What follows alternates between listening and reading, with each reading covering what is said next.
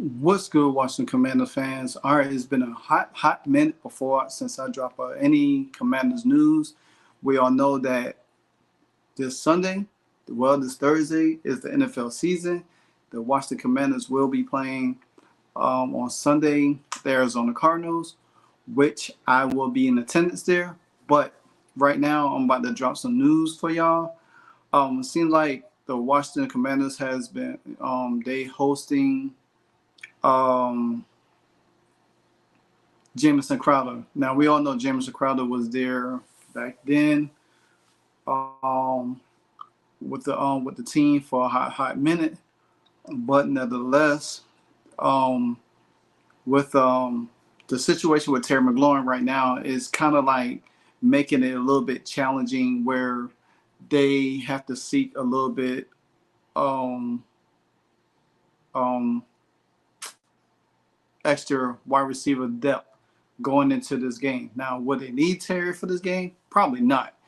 But Jamison Crowder, he started his career in Washington, so he was visiting it there. You know, Jamison Crowder also played with the Jets for a little bit. But I don't know if he's going to get signed by um, the Commanders. I think it's just, precautionary um, and everything. So precautionary, but out of Yahoo Sports through Jeremy Berner, he said that they could be signing him soon. So in the news, it says that a former Flame could be joining the Washington Commanders receiving court. According to the Washington Post, Nikki Javala, the Commanders host veteran wide receiver Jamison Crowder for a visit. James Crowder, we all know he is 30 years old. Don't know what much he could bring to the team. Probably some veteran leadership, punt return. Who knows? I don't know. He was drafted by Washington in the fourth round in 2015 and played his first 4 seasons with the team. Crowder's best season came in 2016 when he caught 67 passes for 847 yards and 7 touchdowns. Not bad. Since then, he's been bounced around the league. Like I said, he played for the Jets in 2019-21 and then the Buffalo Bills in 22. In March, he signed with the NFC rival, the New York Giants, but was part of the team's final roster cuts to shrink to 53. Crowder played in his first 4 seasons, first 4 games last season, and breaking his ankle, he managed to catch just 6 passes for 60 yards. Now Crowder appears to be looking for a final lifeline to keep his NFL career going. He may not be the kind of player he once was during his first years in Washington, but there could still be some gas left in the tank. Sure, he signed with Washington. He could provide veteran presence for young Sam Howell as he navigates his first season as the Washington quarterback. Also, Crowder could help in a return game where Washington might benefit as additional weapons. The Commanders are currently prepared for the game Sunday. Like I said, he could help for, like I said, veteran presence. You know what I'm saying? That's all he could probably provide for this team. Punt return, breaking your ankle, who knows what that could mean going into the final season. But at the same time, we're looking at Jamison Crowder, someone that probably won't even be with the team throughout the whole season. I just don't think he's going to be there the whole season. Now, in other news, there's also a report of he's still day to day,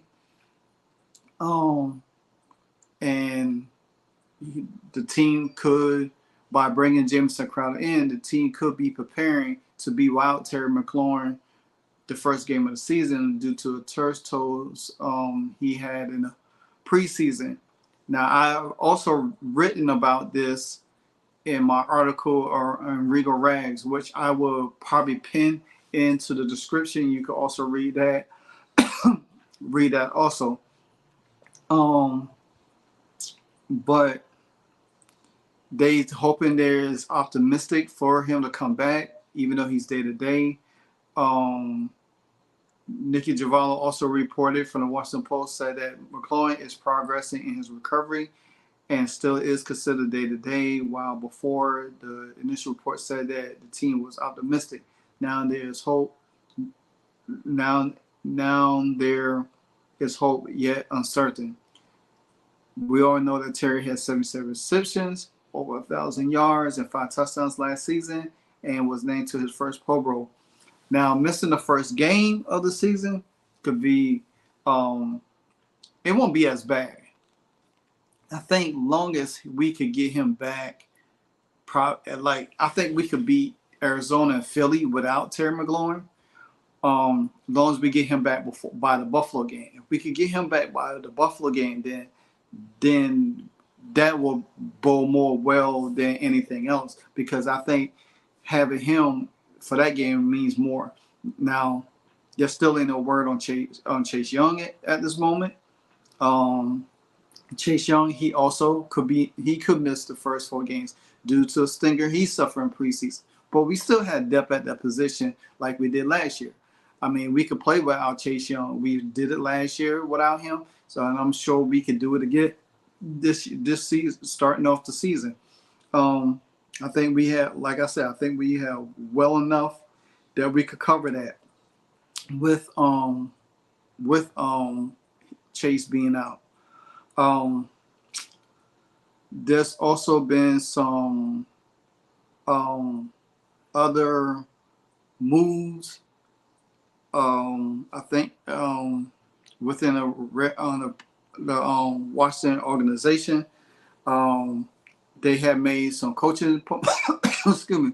Ron Rivera made some coaching promotions. Now, he said this doesn't necessarily mean that there will be any deal with any contracts for the players or anything like that with these promotions. Juan Castillo, he's been elevated to running game coordinator. Randy Jordan has also been elevated to senior offensive assistant and running backs coach. Well, he's assistant coach, the senior or offensive assistant to get. All right, but anyway, he's going. I guess he's going to be the assistant to Eric Bieniemy, and Travell Wharton evaluate the offensive line. He's offensive line coach, and Todd Strong evaluate to tight ends coach. But with all of that being said, I mean, there's some great things that's going on, and with the Washington Commanders. Also, they also added $40,000 for upgrade to the stadium. So which that's going to be actually pretty good to get more renovations done to FedEx Field. You know, bring more liveliness to the stadium, trying to get more fans more engaged and stuff like that. So that's going to be a great thing. But now I think everything is more geared up to this week, trying to get everybody prepared for the first game of the season and everything else. But who knows? But you tell me what you think. I probably will. Yesterday was Labor Day. I usually do Commanders aftermath, but since that was Labor Day, I will be doing my first the season, the aftermath with the Commanders. Watch the Commanders the aftermath after on Monday once we get back from the game Sunday night. So, and I might do a short video, might do a live while I'm at the game or whatever the case might be. Probably doing halftime, get some fans involved and stuff like that. So it's going to be pretty exciting. I'm excited. So this is a great season, new ways, new everything for this team. Until then, it's your boy LiveWire Sports Media, and I'm out.